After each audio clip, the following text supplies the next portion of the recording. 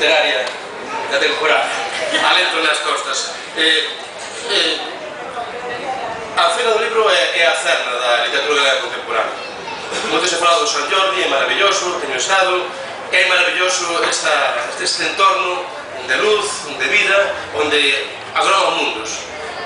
Luisa Villata, aquela poeta que morreu moi noviña, comentaba, e así o reivindicaba, este espazo para a ilustración, para a vida, para o futuro.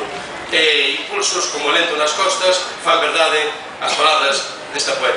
Xo dixo, Lento nas costas, a gran sorpresa literaria da temporada e a gran sorpresa da aparición vivadeña de Natalia Garou. Impresionante, que é así. Normalmente, os que participamos na presentación dun libro acudimos a dos argumentos. O primeiro argumento é falar do coñecemento intenso da súa obra, dos matices e de como esta nova entrega deriva cara a novos mundos. Non podo falar disso porque é a primeira novela que publicas. Partimos de cero.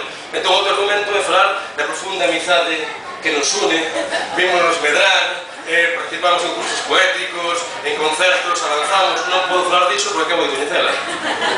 Entón, parto de a condición